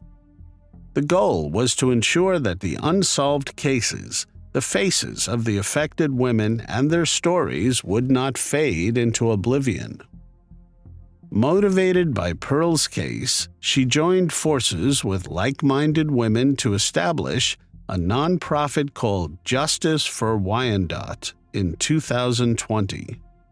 The organization worked hard in an attempt to fight against the department's corrupt individuals. Officers were noticed using too much force, bullying, scaring, making up evidence, wrongly arresting people, and making individuals give false testimony to avoid getting falsely accused and imprisoned. Thanks to Justice for Wyandotte highlighting the crimes, they exposed the systematic corruption. They highlighted the case of a falsely accused and imprisoned Lamont McIntyre, who served 23 years for a crime he did not commit. He was arrested on the watch of Roger Golubski. While exonerated in 2017, he never got justice. Golubski roamed free. Still, there was a lot left regarding Golubski where women were often victimized by him. In the course of her work with the organization, Hardaway initiated a meeting with Carl Oakman, who was a candidate for chief of police back then. During this meeting, she addressed the evident and unacceptable apathy surrounding unsolved cold cases in the community emphasizing the lasting impact on Kansas City families and loved ones. She strongly advocated for the establishment of a cold case unit within the Kansas City Police Department. Following the meeting with Oakman, Justice for Wyandotte launched an awareness campaign and petitioned for the creation of a dedicated cold case unit aiming to address the numerous unsolved cases that had occurred in Kansas City since 1965. Back in 2003, police got a DNA hit on the condom found near Christina's battered body. The suspect was identified, Gary Davis, yet shockingly, he was not immediately brought in for questioning. It took 14 months to question Gary Davis, despite his being under intensive supervision by Wyandotte County Community Corrections. 52-year-old Gary Davis was a Kansas City resident, but at the time of the alleged incidents of Christina and Pearl, he was a 23 to 25-year-old truck driver. It made sense why, back then, he would have escaped any type of connections, because the nature of his job would send him miles away from the scene of the crime. Police knew his whereabouts at all times, yet it took a whole 20 years to arrest Davis. It was a slow process where everyone seemed to drag their feet. It would take the department 14 months to interrogate the suspect, and then everything went silent for 20 years. Then, after the public appeal of Justice for Wyandotte in 2021, it took another 18 months to process the DNA, assign a team, and subsequently arrest the perpetrator. In 2022, the cold case unit made the connections, and it immediately popped up. The DNA from both the crime scenes matched their initial suspect, Gary Davis Sr. Officers further found a Facebook page matching the name and description of Davis. The page had various controversial and offensive posts, but most were focused on truck driving and society's double standards regarding men and women. Officers trying to reach him realized out of the 3 listed phone numbers he had, only one was operational, and it was not taking messages because the voice mailbox was full. In September 2023, Davis was finally arrested and charged with taking Christina King's life. His bail was set to be $500,000. Additionally, there was no statute of limitations, which meant the cases could be pursued and he would be charged, tried, and convicted, regardless of how long ago the crime was. If convicted, he would face life in prison. In an unexpected move, Wyandotte County District Attorney Mark Dupre and Kansas City Police Chief Carl Oakman held a news conference praising their investigative work. Dupre claimed the detectives had worked tirelessly, while Oakman downplayed the significance of the DNA hit, emphasizing the need for a thorough investigation. In fact, they minimized the role of a DNA hit, claiming it took effort to analyze and ensure the right suspect was put behind bars. As for Kalitzke, in March of 2022, attorney Cheryl Pilati, representing Kansas City, drew attention to the corrupt culture within the KCPD. She filed a statement intending to indict not just disgraced Detective Roger Kalitzke, but the entire culture in which he thrived. Kalitzke, in charge of a wrongful arrest, was charged with federal crimes, including kidnapping, intimate assault, and trafficking. Currently, the KCPD is working with other law enforcement agencies to determine whether Davis was responsible for other slayings in the area, or perhaps, since he was a long-haul driver, thousands of miles away. Davis is currently a suspect or person of interest in at least 8 more cases. The cold case unit, established thanks to Justice for Wyandotte, would go on to solve 11 more cases. It is safe to assume that the KCPD is liable for allowing nearly 30 years to pass before making an arrest that would have been possible years ago. The department owed the victims' families an apology and a good explanation. The traumatized loved ones, especially Christina's daughters, who spent years looking for closure, were all victims of an incompetent department.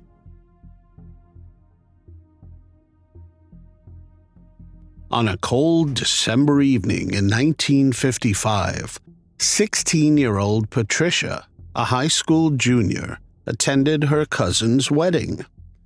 That is where she first laid eyes on 18-year-old airman Lloyd Duane Bogle. The instant attraction between them was undeniable. It was like a bolt of lightning.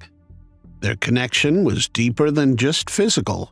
Within a month of dating, they were talking about marriage. They seemed inseparable, spending a significant amount of time together, going on numerous dates and sharing dreams of a future together. Then, on the night of January 2nd, 1956, almost a month after they first met, the young couple went on a date to Pete's Drive-In restaurant for a romantic dinner in the Great Falls area in Montana. Witnesses saw them leaving the drive-in around 9 p.m., heading west out of Central Avenue toward a well-known lover's lane close to Wadsworth Park. That was the last anyone saw of them. Neither Patricia nor Duane returned home, leaving a mystery in their wake. At precisely 9 p.m., Patricia and Duane departed Pete's Drive-In, their final sighting. When Patricia did not arrive home that night, her family concluded she had run away with Duane. Familiarity struck her parents. Patricia's oldest sister had similarly eloped at her age, and her parents assumed Patricia had also eloped with Duane. The question swirled in Patricia's parents' minds. Why would she elope? Concern grew as they thought it over. Patricia was not the eloping type. She held an unwavering commitment to her studies, attending high school religiously. College dreams bloomed in her future. Moreover, she valued her curfew, never staying out late. This made her sudden absence even more confounding. And when they thought about Duane, he was more than just a passing acquaintance. He was embraced as family by them. He was wholeheartedly accepted in the family. There was no reason for them to elope. Duane's stature as a rising sergeant second class at Malmstrom Air Force Base added to the perplexity. Assigned to the 29th Fighter Interceptor Squadron, he held a stable position. Together, the couple seemed to lack motives for running away. That same night, 2 women and 2 airmen crossed paths with a man sprawled between a car and a tree. Untroubled, they brushed it off, assuming the man was too drunk to drive and had collapsed beside his vehicle. A moment overlooked, a life ignored. The next morning, January 3rd, 1956, 3 young boys exploring the Great Falls area stumbled upon a grim sight. They uncovered the remains of 18-year-old Lloyd Duane Bogle. His body lay twisted, partially concealed beneath the car, a chilling discovery etched in the morning light. Duane's wrists were bound by his own belt. A fatal wound pierced his skull. His body lay near the car, its ignition still on, headlights piercing the early morning darkness, a grim scene. Authorities, spurred by a coroner's examination, advised an autopsy. The chilling truth emerged. Duane had been shot, yet the bullet remained undiscovered. The search to find the missing bullet continued. It was a very important clue to catch the perpetrator. In a haunting revelation during the autopsy, it emerged that Duane was alive for several hours after being shot, adding layers to the tragedy. Patricia was nowhere to be found. The search for Patricia became paramount. A day passed, the 5th of January, 1956. Patricia's remains were discovered in a rocky ravine not too far from Duane's. Fully clothed, perched at the edge of a steep embankment off an isolated highway in northwest Montana, 8 miles from Duane. No signs of robbery or assault were noticed in the initial investigation. A puzzling scene, an expensive camera in Duane's car, a $5 bill in his wallet. Patricia was not indecently assaulted. Motives questioned, motives unclear. There were no apparent signs suggesting Patricia was forcefully subjected to any forms of inappropriate violation when her remains were initially examined. However, during her autopsy, it became apparent that she had likely faced a distressing ordeal by an animalistic abuser. The news reports on the incident merely hinted at this, perhaps due to the sensitivity surrounding the matter during that era. Remember, it was the 1950s. Although DNA analysis was unavailable then, examiners carefully stored a swab for future investigation. Additionally, evidence of multiple injuries implied a vicious struggle between Patricia and her assailant. On that very day, investigators formally questioned a potential suspect. This suspect, an airman who was friends with Duane, had their identity kept confidential. Patricia's mother had sensed Duane's distress a few days earlier, prompting a conversation where he expressed feeling troubled and unable to rid himself of constant grief. He confided about a recent disagreement with a friend. Many believed it was he whom the authorities questioned as a potential suspect. However, this suspect eventually fell out of suspicion. For more than 3 decades, the case remained unsolved without any substantial leads. In November of 1989, investigators made a pivotal decision to search for the bullet, turning their attention to a nearby tree. Cascade County Sheriff Barry Michelotti revealed the tree's significance, as this cottonwood potentially holds the bullet inside it, highlighting the tree's central role in the case. The recovery of this bullet held immense importance, aiming to uncover the weapon's caliber and possibly connect it to firearms seized in other incidents over the years, offering a potential breakthrough in the investigation. Sergeant Dick Duncan knew about the prior unsuccessful attempts to X-ray the tree because of the challenges posed by its immense size and bark density. Towering at approximately 80 feet, with a trunk diameter of around 4.5 feet, this tree stood as an obstacle. But this time, they had an audacious plan: to shave off approximately 33 growth rings from the lower portion, anticipating that this action might reveal traces of the bullet's path within the tree, a potential opening or tunnel, a silent witness to the past. Their plan paid off, and the authorities recovered the 33-year-old evidence. Optimism surged when investigators retrieved bullets from the cottonwood tree, reigniting hopes of uncovering the perpetrator. Yet these hopes were quickly dashed as the bullets failed to match with any firearm linked to other criminal activities. Despite the absence of significant breakthroughs, the investigation remained in motion, unwavering in its pursuit of every lead.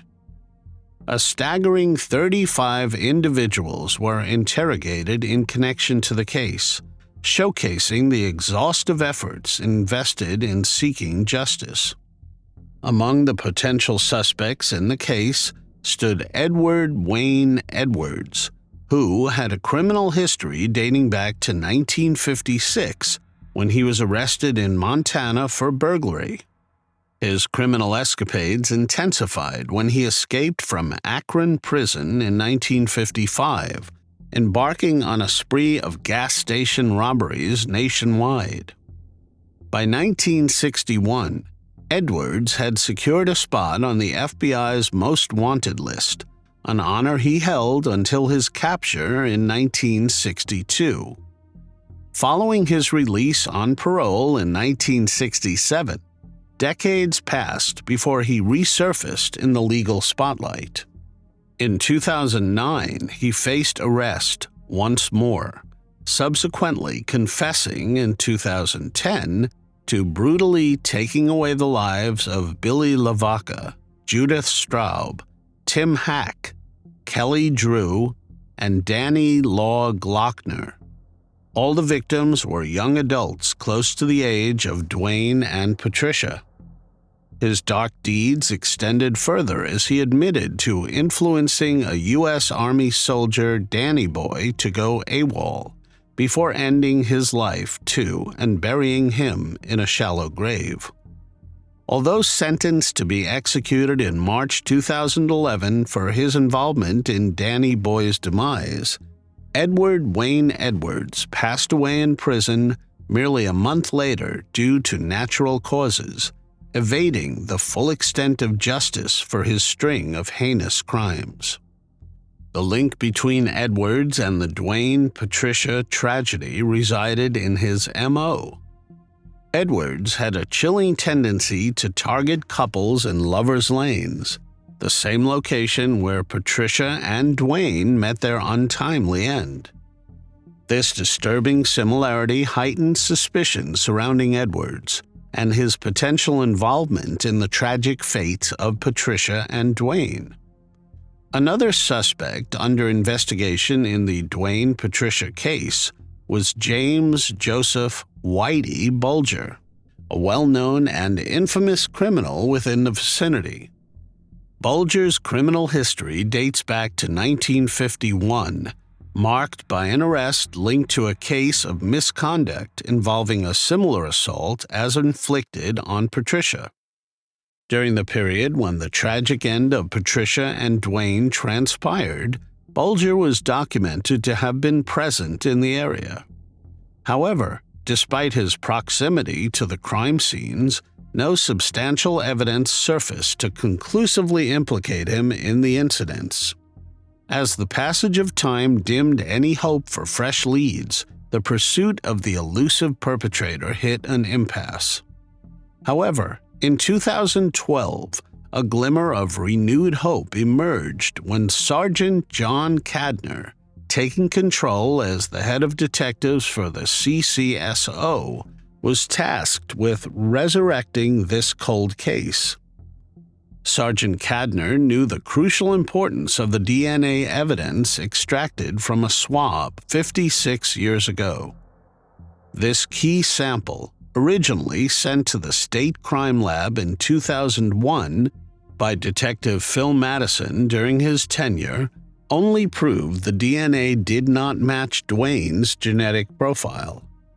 Therefore, it was cataloged in CODIS, Combined DNA Index System. The database, unfortunately, it failed to yield any promising matches, leaving the case to go cold again. Sergeant Cadner teamed up with Bode Technology to recreate the DNA sample when he got the case. By 2019, they had successfully made the sample again. This time, they did not just compare it with the samples in CODIS. They also checked it against DNA from regular people in open-source DNA databases. These databases are used by people who want to learn about their family history. Just a year before, in 2018, the Golden State offender was caught because some of his family members had given their DNA to a similar open-source DNA database. This helped identify and arrest him. The sample Sergeant Cadner uploaded matched 3 individuals. Investigators reached out to them and their families. They collected DNA samples and found that an individual named Kenneth Gould was the closest match to the foreign DNA obtained from Patricia's swab. Sergeant Cadner expressed, "This was amazing because after 65 years, we finally had a lead and a location to explore. Everything was just theories before this. Now we had a solid lead and a name. It completely shifted the case's dynamics." Authorities encountered a new hurdle. Kenneth Gould had passed away in 2007, and authorities could not exhume his remains to get a DNA sample. Kenneth Gould was cremated in 2007. This presented a challenge. Yet they contacted Kenneth Gould's children, explaining the situation and the case. Surprisingly, the children agreed to provide their DNA for comparison. Initially unsure of their response, investigators were pleasantly surprised by their full cooperation. Sergeant Cadner shared, "I was not certain how they would react when I approached them about their dad being a suspect in this case, but they were incredibly helpful." Upon comparing their DNA with the sample found at the crime scene, it turned out to be a match. Kenneth Gould hailed from Great Falls and was recognized for riding his horses around the Vineyard Road area where Patricia's remains were discovered.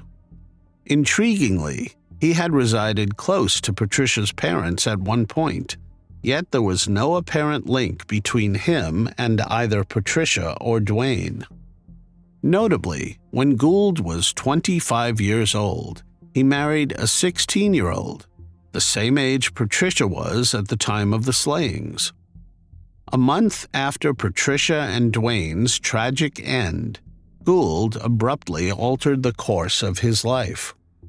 He uprooted his entire existence, relocating his family first to Tracie, then to Geraldine, and later to Hamilton, before eventually leaving the state of Montana entirely, settling in Missouri without any intention of returning. Kenneth Gould was deemed the most likely suspect in the slayings. However, because he had passed away, his culpability could not be conclusively established without a proper trial. Sergeant Cadner conveyed his perspective, emphasizing that while they could not definitively prove Gould's guilt as he was no longer alive, the collective evidence strongly pointed toward him as the prime suspect. He highlighted that while they could not physically place the weapon in Gould's hand, considering all the gathered information and circumstances, there was a high level of certainty in his mind regarding Gould's involvement in the crime. Kenneth Gould's daughter mentioned to Sergeant Cadner that some individuals harbor hidden secrets, implying that her father might have had secrets unknown to anyone else. Following the identification of Kenneth Gould as the suspect, the families of Duane Bogle and Patricia Kalitzke were finally approached, offering them the closure they had sought for over 6 decades. While relieved to have closure and answers after such a prolonged period, the revelation also resurfaced painful memories for the families, especially for those who had personal connections with the couple.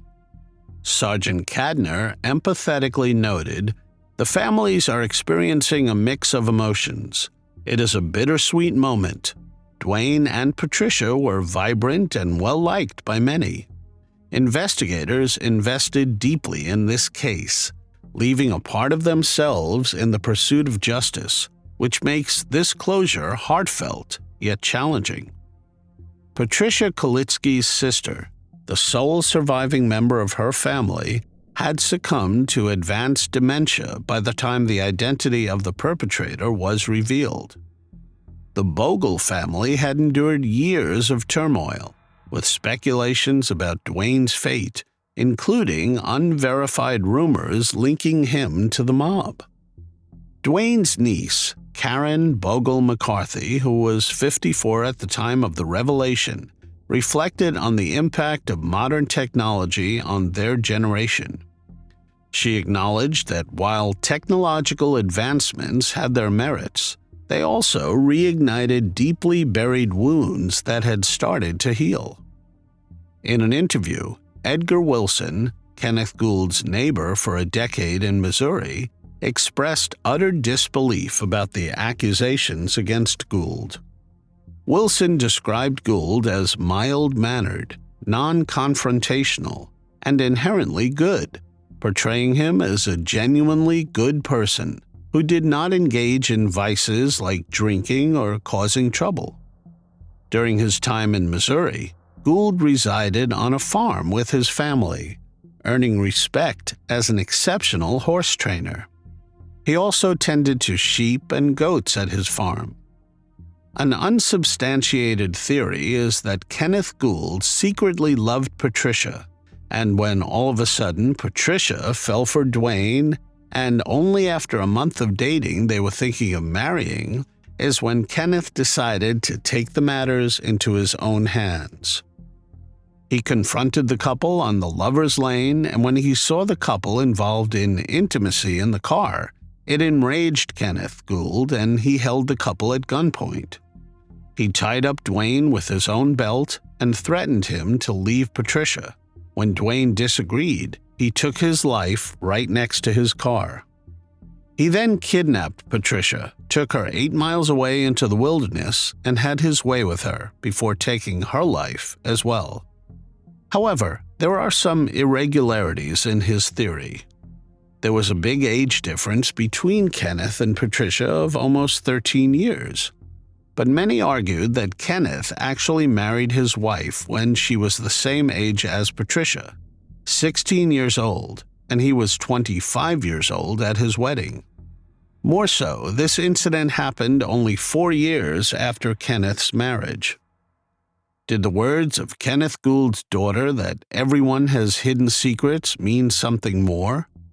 Could it be the daughter knew about her father's infatuation with Patricia somehow, or was it just a passing statement? The motive behind the crime remains unknown, as 3 individuals who could shed light on it have all passed away. Was it a brutal end to a love triangle, or a moment of weakness where by and large a benign human being became an animal for a night? Was it the doing of a single perpetrator, or were there more than one assailant? Those who could have answered these questions have passed away. Darlene Zetterower, born to Wilma Joyce and Robert Charles Zetterower of Savannah, Georgia, shared an unbreakable bond with Barbara Susan Schreiber, lovingly known as Barbie. Both girls, born just months apart in 1961, were the epitome of friendship. They both finished 8th grade at Attucks Middle School and were excited to start their much-awaited summer in Hollywood, Florida. On the fateful evening of June 18, 1975, the teenagers, Barbara and Darlene, left Barbara's Hollywood home, assuring Barbara's mother that they were headed to spend the night at their friend Valerie's house. The details of their movements that night are shrouded in conflicting reports. However, most accounts suggest they stopped by the home of a friend, Gail, a close friend of Darlene. It was a sunny June day in 1975 when Barbara Schreiber and Darlene Zetterower, both 14 years old, strolled down the streets of their Hollywood neighborhood. They paused on a bench at the corner of Sterling Road and Northwest 40th Street. Gail, the last verified person to see the best friends alive, vividly recalls spotting them sitting together on a busy street bench in Hollywood, near the intersection of Route 441 and Hollywood Boulevard. Her memories of Darlene paint a picture of a lively, fun-loving girl with a unique way of pulling back her hair with her fingers. Like many other youngsters of their time, neither of the girls owned a car or knew how to drive. Lacking transportation of their own, they often relied on hitchhiking to reach their destinations.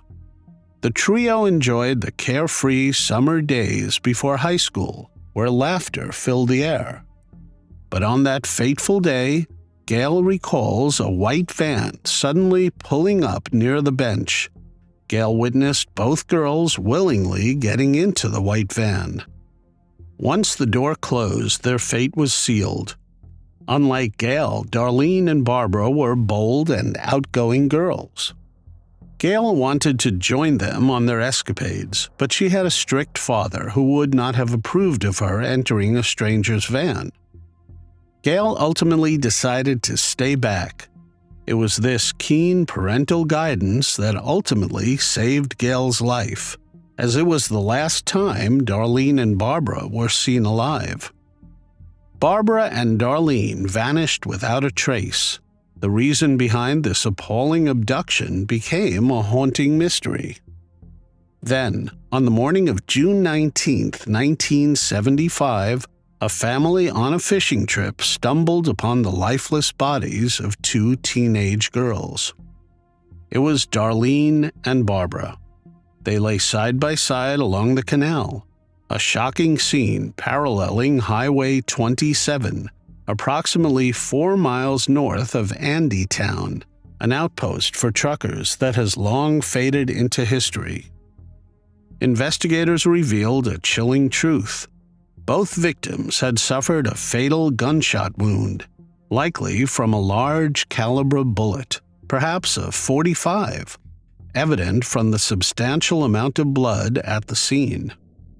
Blood splatter analysis indicated that both the girls met their untimely demise where their bodies were found. Conflicting reports emerged regarding their state of clothes, with some suggesting they were fully clothed, while others hinted at the possibility of something even more sinister. They were both brutally forced before the fatal massacre. Following the discovery of the girls' bodies, Gail, the last person to have seen them alive, expressed her apprehension to the media. "I was scared for them," she recounted. "I did not understand what was happening. I am grateful that I did not follow them into that unknown situation. I think the person behind this was just a sick individual," Gail remarked solemnly. The overwhelming uncertainty surrounding the events leading to the tragic end of Barbara and Darlene cast a shadow over the community. The initial investigation led the detectives to Valerie, the supposed host of the planned sleepover, which revealed a stark truth. The teens had never arranged to spend the night. It was a ploy often used by Barbara and Darlene when they sought to venture out without their parents' knowledge. According to investigators from Broward County, witness interviews suggested the girls might have been attempting to hitch a ride north, possibly in pursuit of illicit substances. Despite the immense community and media support drawn by the innocence and youth of the victims, the lack of modern technology posed insurmountable barriers for investigators in capturing the elusive perpetrator. There were no leads, no technology to trace their steps, making it an immensely challenging case from the start. The case went cold. Broward County Sheriff Detective Andrew Giannino bore the weight of the cold case for decades. A relentless pursuit of justice that consumed dozens of detectives, deputies, crime scene investigators, and forensic specialists from the Broward Sheriff's Office. Their unwavering dedication to unveil the truth behind the cold case eventually reaped fruit decades later. In early 2023, the Broward Sheriff's Office Cold Case Unit took charge. They were met with stacks of reports, numerous crime scene photos, boxes of evidence, and the clothing worn by Barbara and Darlene. Detective Roberto Caceres from the BSO Crime Scene Unit meticulously examined Darlene's clothing, isolating DNA trapped within the garment fibers. This meticulous process finally yielded what the detectives had been waiting for nearly 50 years. The Cold Case Unit managed to extract a complete DNA profile of the suspect after nearly half a century of fruitless actions. Equipped with this breakthrough, investigators conducted extensive searches through databases, finally yielding a match. The Cold Case Unit made a definitive link, identifying a man named Robert Clark Keebler as the primary suspect in the case, established through his biological artifacts. The revelation offered a beacon of progress after years of tormenting uncertainty, moving closer toward justice for Barbara and Darlene. The exploration into Robert Clark Keebler's history uncovered a troubling record of armed robbery, forced intercourse, and aggravated assault spanning from California to South Florida. Authorities confirmed Keebler passed away in 2019 in South Florida, closing the door on the chance for direct accountability. Yet the pursuit of answers for the victims' families persisted. Detective Giannina's investigation led him to believe that Robert Clark Keebler drove Barbara and Darlene to the isolated Everglades, where he subjected them to horrific assault before shooting them. Before the DNA testing, there had been no evidence linking him to the case.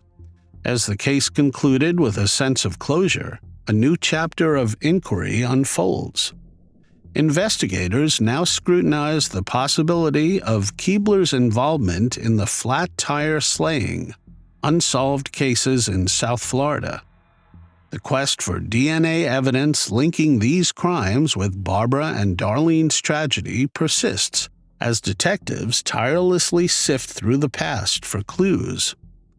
Barbara and Darlene were denied the chance to embrace life's fullness and remain mourned by their families and those who cherished them. Their stories serve as a poignant reminder of lives cut short, their potential forever unrealized, a tragedy etched into the annals of history, yearning for answers and justice that may yet be found in the collective remembrance and contributions of the community.